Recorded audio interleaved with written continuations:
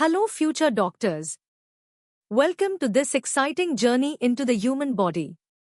Today, we are unraveling the secrets of chemical coordination and integration, focusing specifically on endocrine glands and hormones. Get ready to explore how these tiny chemical messengers orchestrate nearly every function in your body. We'll start with the basics, then gradually dive into medium, hard, and finally, the most challenging NEET level concepts. Let's begin. Alright, let's kick off with the easy level. Here, we'll build a strong foundation, understanding the fundamental players in our chemical control system. So, what are endocrine glands? Imagine them as secret messengers within your body. Unlike other glands that release substances through ducts, endocrine glands are ductless. They directly release their chemical products, called hormones, into your bloodstream. Think of them like hidden factories, producing potent chemicals that travel far and wide to do their job. This direct release into the blood is their defining characteristic and crucial for rapid, systemic communication. Now, let's talk about hormones themselves. These are the actual chemical messengers. They are non-nutrient chemicals, meaning they don't provide energy, but they act as intercellular messengers. Hormones are produced in trace amounts, yet they have powerful effects. Each hormone has specific target cells or target organs that possess special receptors to recognize and respond to it. For example, the thyroid gland releases thyroxine, which primarily targets cells involved in metabolism, controlling how quickly your body uses energy. It's a precise lock and key mechanism. Time to test your basic understanding. Here are 3 quick questions. Take a moment to think about them. What's the key difference between endocrine and exocrine glands? Where do hormones typically travel in the body? And can you name one major endocrine gland and a hormone it produces? These will help solidify the easy concepts we just covered. Fantastic! Now that you've got the basics down, let's level up to the medium difficulty. We'll explore more about how hormones work and their diverse types. The endocrine system doesn't work alone, it's a partner to the nervous system. While the nervous system provides rapid, point-to-point communication using electrical impulses and neurotransmitters, the endocrine system offers slower, more widespread, and prolonged responses using hormones. Together, they form the neuroendocrine system, ensuring integrated control over all bodily functions. Imagine the nervous system as a quick text message, and the endocrine system as a broadcast announcement, both essential for coordination. Hormones aren't all the same, they come in different chemical flavors. We can broadly classify them into 3 main types: peptide hormones like insulin, made of amino acid chains, steroid hormones such as testosterone and estrogen, derived from cholesterol, and amino acid derivatives like adrenaline, which are modified amino acids. Each type has a unique structure, influencing how it's synthesized, stored, transported, and how it interacts with its target cells. How do hormones actually talk to cells? It's all about receptors.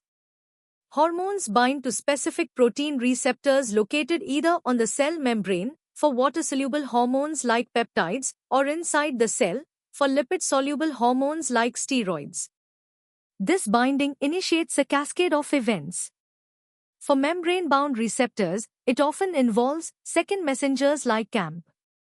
For intracellular receptors, the hormone receptor complex directly interacts with the DNA, influencing gene expression. This precise interaction ensures hormones act only where needed. Alright, 5 practice questions for the medium level. These will challenge you to compare systems, identify hormone types, and understand basic mechanisms. Think about which hormone type might need an intracellular receptor, or how the endocrine system's response differs from a nervous reflex.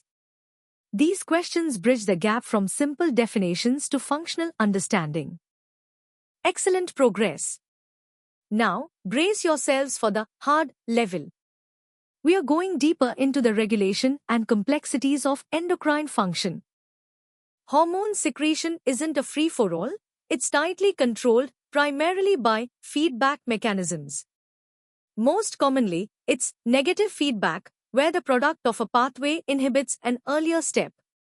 For example, high thyroid hormone levels inhibit the pituitary from releasing TSH. Less common is positive feedback, where the product stimulates further production, like oxytocin during childbirth. The hypothalamus-pituitary axis is the master regulator, with the hypothalamus controlling the pituitary, which in turn controls many other endocrine glands, forming a complex hierarchy. Let's delve into the detailed mechanisms of hormone action. For membrane-bound receptors, hormones often trigger second messenger systems. A common one is the CAMP pathway, where the hormone binds, activating an enzyme that converts ATP to cyclic AMP, which then activates other enzymes to produce a cellular response. Another is the IP3-DAG pathway, generating different intracellular signals. Steroid hormones, with their intracellular receptors, directly influence gene expression by binding to DNA, altering the synthesis of specific proteins. These molecular cascades amplify the hormonal signal manifold.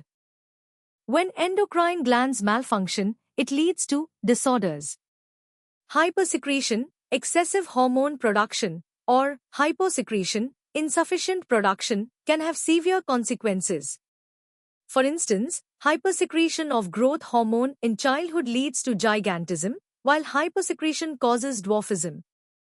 Diabetes mellitus, a common disorder, results from insufficient insulin production or resistance to its action, leading to high blood glucose levels. Understanding these disorders highlights the critical balance maintained by the endocrine system and the importance of precise hormone levels. Here are 7 challenging questions for the hard level. These will test your understanding of feedback loops, specific hormone actions, and the causes of endocrine disorders.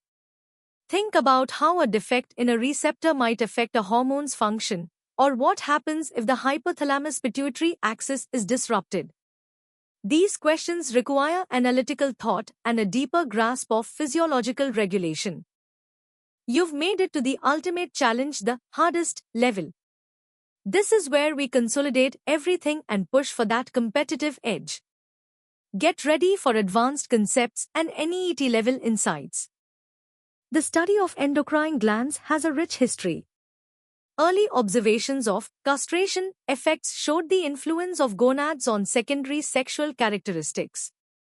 Bert Hole's experiment in 1849 provided the first experimental evidence for internal secretions.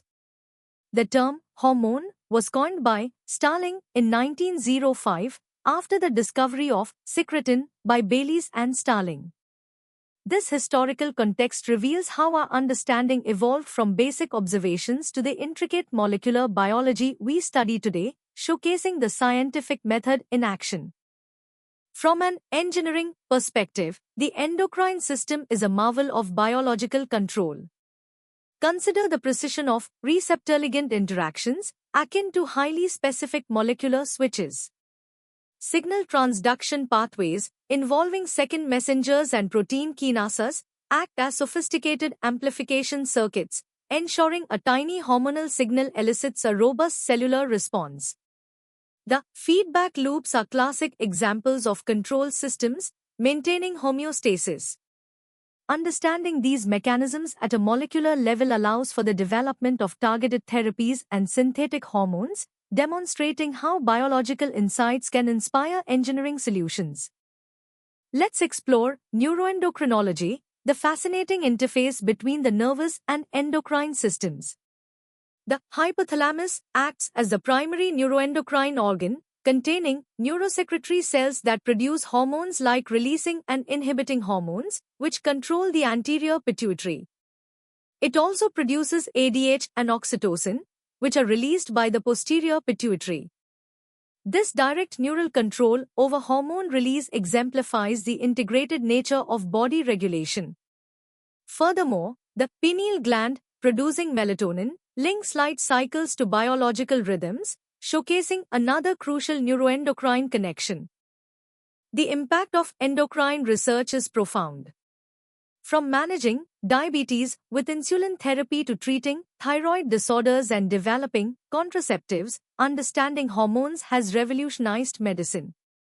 However, challenges remain with endocrine disruptors, chemicals that interfere with hormone action, posing environmental and health risks. Future research aims at personalized hormone therapies, gene editing for endocrine disorders, and deeper insights into the neuroendocrine regulation of complex behaviors. The legacy of endocrine science continues to shape our health and understanding of life. Time for the first set of 5 toughest questions. These demand a comprehensive understanding, linking concepts across different levels. Think about the implications of receptor mutations, the differences between various hormone types' actions, and the interplay between multiple glands. These questions are designed to simulate the depth and complexity you'll face in competitive exams. And here are the final 5 questions, pushing your knowledge to its limits. Consider clinical scenarios, advanced regulatory mechanisms, and the evolutionary significance of endocrine systems.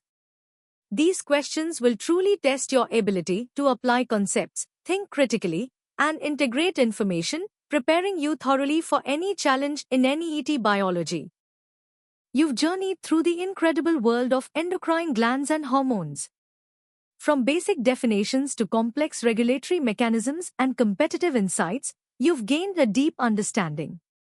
Remember, consistent effort and clear understanding are key to cracking NEET.